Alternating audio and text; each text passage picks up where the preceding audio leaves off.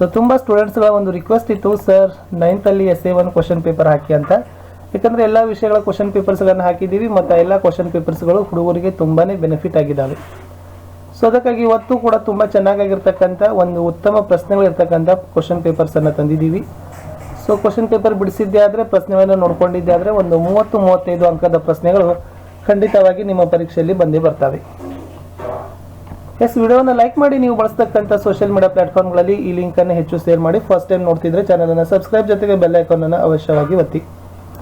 ನಮ್ಮ Telegram group ಇದೆ, ಅದಕ್ಕೂ ಕೂಡ ಬಂದು ಜಾಯ್ನ್ ಆಗಿ. ಸೈನ್ಸು, SS, ಮ್ಯಾಥ್ಸಲ್ಲಿ 9th ಅಲ್ಲಿ ಮೋಸ್ಟ್ ಎಕ್ಸ್ಪೆಕ್ಟೆಡ್ ವೆರಿ ಇಂಪಾರ್ಟೆಂಟ್ ಕ್ವಶನ್ಸ್ಗಳ ವಿಡಿಯೋಗಳು ಇನ್ನೂ ಹಾಕ್ತಾ ಇದ್ದೀವಿ.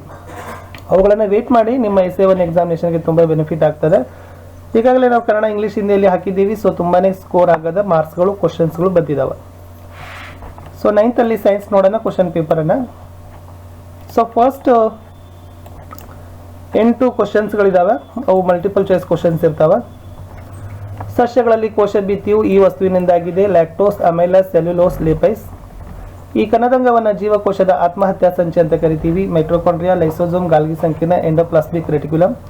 ಹೃದಯ ಸ್ನಾಯುಗಳ ನಿರ್ದಿಷ್ಟ ಕಾರ್ಯ: ಕಾಲಿನ ಚಲನೆ, ಹೃದಯ ಬಡಿತ, ಕತ್ತಿನ ಚಲನೆ, ಕಣ್ಣಿನ ಚಲನೆ. ಈ ಕೆಳಗಿನವುಗಳಲ್ಲಿ ಬೃಹತ್ ಪೋಷಕಾಂಶ ಯಾವುದು? ಕಬ್ಬಿಣ, ಸತು, ಕ್ಯಾಲ್ಸಿಯಂ, ತಾಮ್ರ. ಈ ಕೆಳಗಿನ ಆಹಾರ ಪದಾರ್ಥವು ದೇಹಕ್ಕೆ ಕೊಬ್ಬನ್ನು ಪೂರೈಸುತ್ತದೆ: ಬಟಾಣಿ, ಉದ್ದಿನಬೇಳೆ, ಹೆಸರುಬೇಳೆ, ಸೂರ್ಯಕಾಂತಿ ಬೀಜ. ಗುರುತ್ವ ವೇಗೋತ್ಕರ್ಷ ಮಿತಿ G ಎಷ್ಟು ಕೇಳಿದ್ದಾರೆ? A 9.8 metre per second square, B 98 metre per second square, C 8.9 metre per second square, D 0. Metre per second square.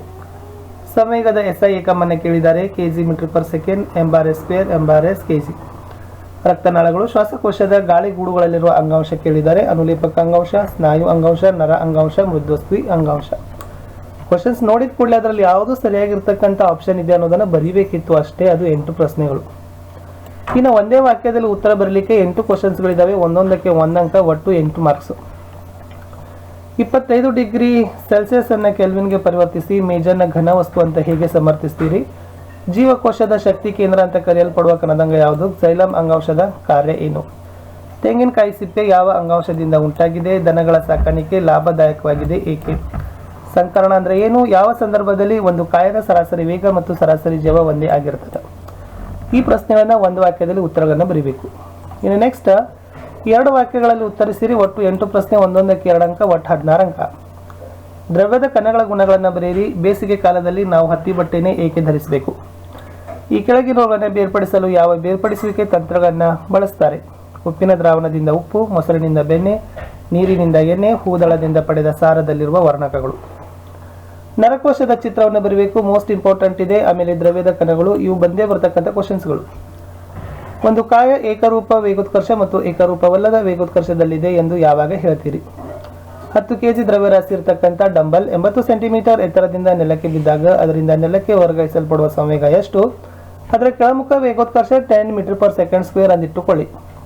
ವಿಶ್ವ ಗುರುತ್ವ ನಿಯಮದ ಪ್ರಾಮುಖ್ಯತೆ ತಿಳಿಸಿ. ಇಂಪಾರ್ಟೆಂಟ್ ಇದೆ. ಪ್ಲವನತೆ ಅಂದ್ರೆ ಏನು? ನೀರಿನ ಮೇಲೆ ತೇಲಲು ಮತ್ತು ವಸ್ತುಗಳು ತೇಲಲು ಮತ್ತು ಮುಳುಗಲು ಕಾರಣ ತಿಳಿಸಿ. ಇದು ಕೂಡ ಇಂಪಾರ್ಟೆಂಟ್ ಇರತಕ್ಕಂಥ ಕ್ವಶನ್ಸ್ ಇತ್ತು. 3-4 ವಾಕ್ಯಗಳಲ್ಲಿ ಉತ್ತರಿಸಬೇಕು. 9 ಪ್ರಶ್ನೆ, ಒಂದೊಂದಕ್ಕೆ 3 ಅಂಕ, ಒಟ್ಟು 27 ಅಂಕ. ಘನದ್ರವ ಮತ್ತು ಅನಿಲಗಳ ಸ್ಥಿತಿಗಳ ನಡುವಿನ ವ್ಯತ್ಯಾಸ ತಿಳಿಸಿ. ಇವುಗಳ ಬಗ್ಗೆ ಅರ್ಥ ಬರೀಬೇಕು. ಬಾಷ್ಪೀಕರಣ ಅಂದ್ರೆ ಏನು? ಉತ್ಪತನ ಅಂದ್ರೆ ಏನು?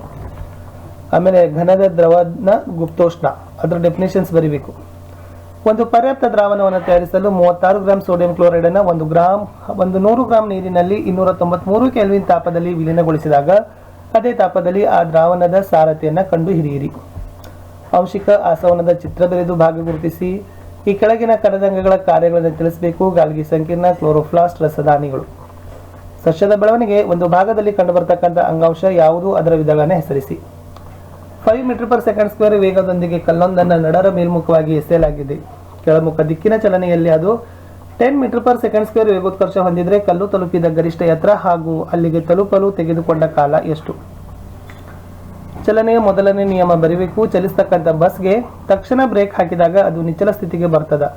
ನಾವು ಮುಂದಕ್ಕೆ ಬಾಗ್ತೀವಿ, ಅದು ಚಲಿಸಲಾರಂಭಿಸಿದಾಗ ಹಿಂದಕ್ಕೆ ಬಾಗ್ತೀವಿ. ಏಕೆ ಅಂತ ಕೇಳಿದ್ದಾರೆ. 4 kg ತೂಕ ಇರುವ ಒಂದು ಬಂದೂಕಿನಿಂದ 50 ಗ್ರಾಂ ತೂಕದ ಗುಂಡು 35 ಮೀಟರ್ ಪರ್ ಸೆಕೆಂಡ್ ವೇಗದಲ್ಲಿ ಹೊರಹೊಮ್ಮುತ್ತದೆ. ಹಾಗಾದರೆ ಬಂದೂಕು ಯಾವ ಆರಂಭಿಕ ವೇಗದಲ್ಲಿ ಹಿಮ್ಮೆಟ್ಟಲ್ಪಡ್ತದ ಲೆಕ್ಕಾಚಾರ ಮಾಡಿ ಅಂತ ಕೇಳಿದ್ದಾರೆ.